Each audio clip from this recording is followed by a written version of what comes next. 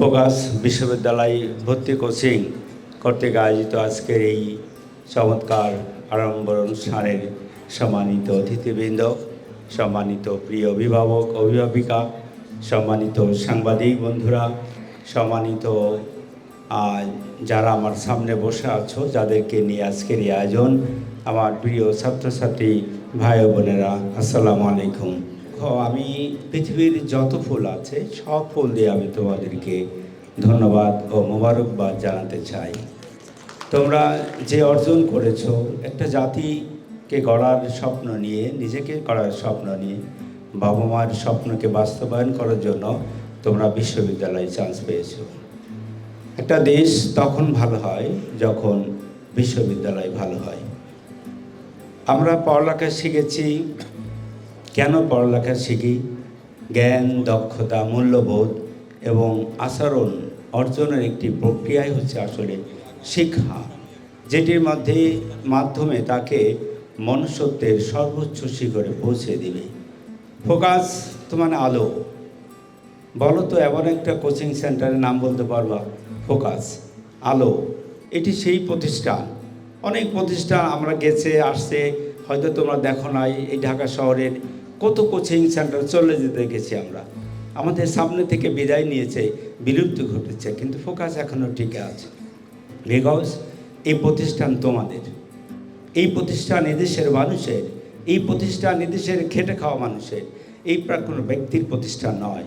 সেজন্য আমার মনে হয়, আমার ব্যক্তিগত উপলব্ধি হয়তো বা একটা টিকে আছে। তা আমরা আশা করব তোমরা যারা আজকে ঢাকা বিশ্ববিদ্যালয়ে ভর্তি হয়েছ, তোমরা একদিন দেশ গড়ার কাজে অংশগ্রহণ করবে, দেশের নেতৃত্ব দিবে, সমাজকে পরিবর্তন করবে। তোমাদের ছত্রছায়ায়, তোমাদের স্পর্শে এই প্রতিষ্ঠান ইনশাআল্লাহ বেঁচে থাকবে। যারা ইসলাম ধর্মে বিশ্বাস করো, আমরা প্রতিদিন কোরআন পাঠ করি। আমি যতটুকু শিখেছি কোরআন পাঠ করি। কোরআনের প্রথম সূরার নাম কি? এটিকে কোরআনের সূরা।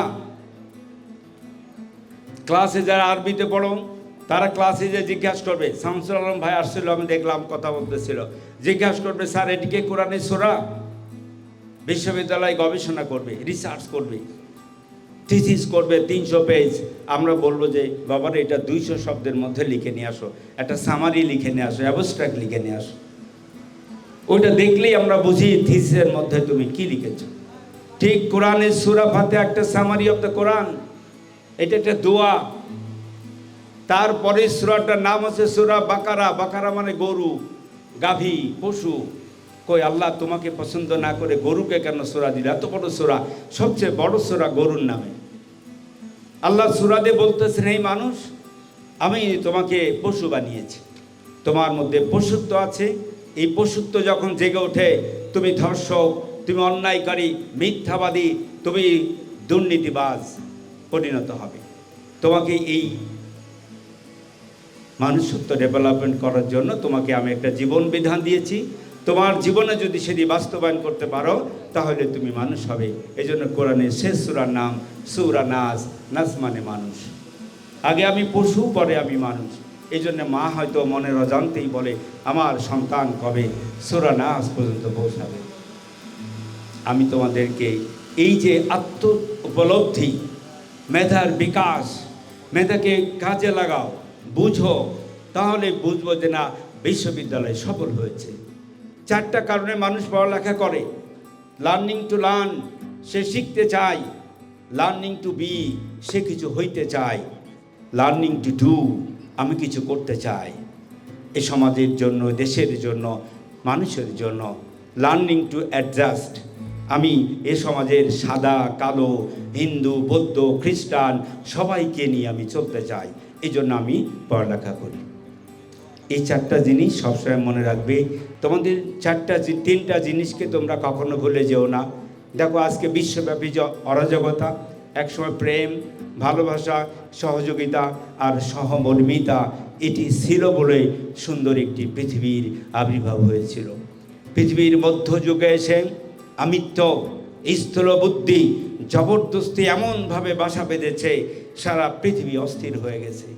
ফলে এটির প্রভাব কি আগামী পৃথিবীর নিথর, নীরস ও চিন্তাহীন কোনো প্রজন্মের জন্ম দিবে কিনা, সে কি আমাদের এখন প্রশ্নের মুখোমুখি হয়ে দাঁড়িয়েছে। 1976 সালে আজকে ইরান ইরাক নিয়ে আমেরিকা নিয়ে অনেক কিছু দেখতেছ। 76-এ আমেরিকার নৌবাহিনীর অন্য প্রধান ছিলেন এটি মহান, যখন আমেরিকাকে বলতেছে তুমি যদি পৃথিবীর প্রভু হতে চাও তাহলে F-16 জঙ্গি বিমান, রণতরী, হাইড্রোজেন বোমার প্রয়োজন নাই। তুমি যে জাতিকে ধ্বংস করে দিতে চাও তার সংস্কৃতিকে ধ্বংস করে দাও। 1977 সালে স্যাটেলাইট, 1992 সালে বাংলাদেশে এসেছে। আমরা আজকে তার প্রভাবে গান লিখতে শিখেছি। আউল বাউল লালনের দেশে মাইকেল জ্যাকসন আইলরে, সবার মাথা খাই ওঠে আমার স্বাদের স্বাধীনতা কান্দে রে। আজকে আমার ছেলে মেয়ে বুঝতে চায় না আমার স্ত্রীকে। কুমার বিশ্ববিদ্যালয় গান গায় চট্টগ্রামে, ঢোল বাজালে মনে পড়ে একদিন বাঙালি ছিলাম রে। আর বাঙালির তো ভালো লাগে না। এখন আমি জিন্সের প্যান্টটা 13 জায়গায় ছিঁড়ি, ওইটা পরে পরে রাস্তাতে হাঁটি আর বলি আমি নাকি আধুনিক হয়ে গেছি। পিছন থেকে দেখে বুঝি না ছেলে না মেয়ে, কারণ দুইজনেরই চুল সমান। ও নাকি আধুনিক হয়ে গেছে।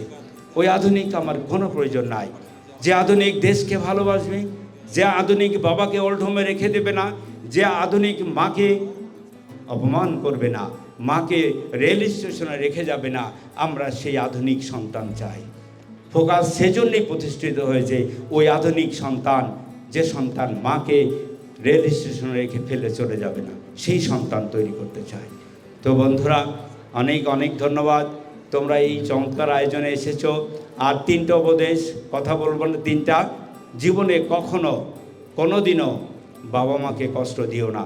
যাদের কারণে এই বিশ্ববিদ্যালয়ে এসেছো, কত কষ্ট আমরা দেখি, সেখানে আছি তো, কত কষ্ট করে পড়াচ্ছে, টাকা দিতে পারে না, সামনে বসে কাঁদে, স্যার আমার ছেলেটা কি মানুষ হবে স্যার।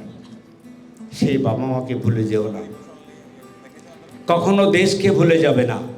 চারদিকটা হায়ানারা হাত তাদের থাবা দিয়ে দিয়েছে বাংলাদেশকে মাটি পানি আমার স্বাধীনতা সার্বভৌমত্বে নির্মমভাবে ধ্বংস করে দেওয়ার জন্য। তোমরা সচেতন থাকবে। 3 নম্বর, কখনো ধর্মকে ভুলে যাবে না। যদি কোনো হিন্দু থাকো, আমি অনুরোধ করব প্রতিদিন পূজা করবে। যদি কোনো খ্রিস্টান থাকো, প্রতিদিন গির্জায় যাবে।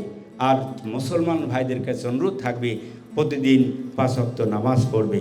যে মানুষ নামাজ পড়ে মসজিদে যায়, মন্দিরে যায়, সে কখনো দুর্নীতিবাজ হতে পারে না, সে কখনো মিথ্যাবাদী হতে পারে না।